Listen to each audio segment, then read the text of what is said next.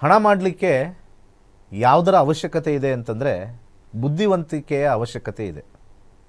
ಹಣ ಮಾಡಲಿಕ್ಕೆ ಬುದ್ಧಿವಂತಿಕೆಯ ಅವಶ್ಯಕತೆ ಇದೆ. ಆ ಬುದ್ಧಿ ಸಾತ್ವಿಕವಾಗಿ, ಸ್ವಲ್ಪ ಮಟ್ಟಿಗೆ ರಾಜಸಿಕವಾಗಿ, ತಾಮಸಿಕವಾಗಿ ಇಲ್ಲದೆ ಬುದ್ಧಿ ಪ್ರಚೋದನೆ ಕೊಟ್ಟು ಸರಿಯಾಗಿರ್ತಕ್ಕಂಥ ಹಾದಿಲಿ ಬಂಡವಾಳಗಳನ್ನ ಹಾಕ್ಕೊಂಡು ಹುಷಾರಾಗಿ ನಡೀತಕ್ಕಂಥ ವಿಚಾರವನ್ನು ಪೂಜೆ ಪುನಸ್ಕಾರಗಳು ಸಹಾಯ ಮಾಡುತ್ತೆ. ಪ್ರತಿನಿತ್ಯ ನಾವು ಮಂತ್ರಗಳು ಹೇಳ್ತಾ ಇದ್ದಷ್ಟು ಕೂಡ ನಮ್ಮ ಭಾವನೆಗಳು ಸ್ವಲ್ಪ ಆರಾಮಾಗಿರೋಣ ಅನ್ನೋ ಒಂದು ಮನಸ್ಥಿತಿಗೆ ತಲುಪ್ತಕ್ಕಂಥ ಒಂದು ವಿಚಾರದಲ್ಲಿ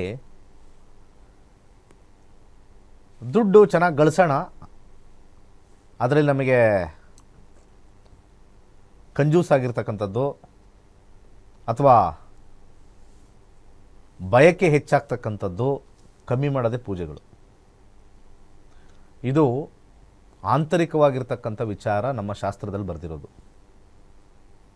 ಪೂಜೆ ಮಾಡೋದ್ರಿಂದ ನಿಮಗೆ 1 ಕೋಟಿ ಇರೋದು ಆಸ್ತಿ, ಕಳ್ಕೊಂಡಿರೋ ಆಸ್ತಿ ವಾಪಸ್ ಬರಲ್ಲ.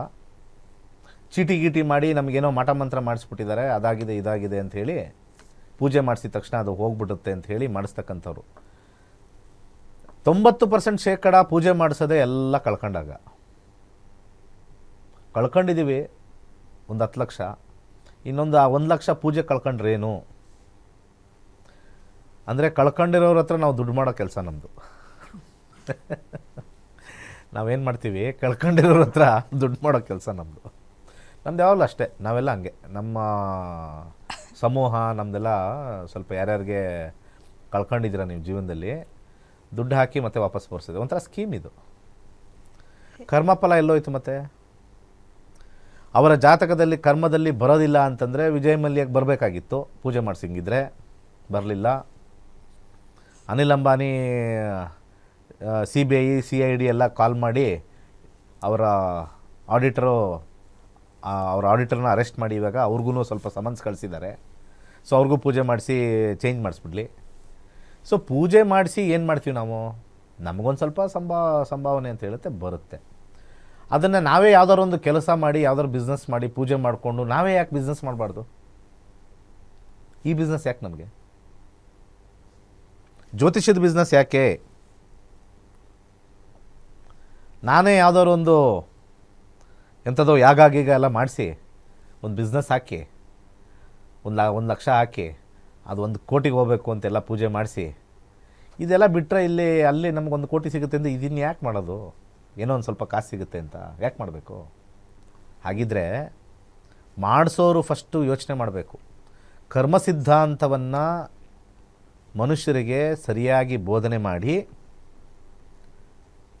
ಪೂಜೆಯ ವಿಶೇಷತೆಯನ್ನು ಮನಸ್ಸನ್ನು ಕೇಂದ್ರೀಕೃತ ಮಾಡಿ,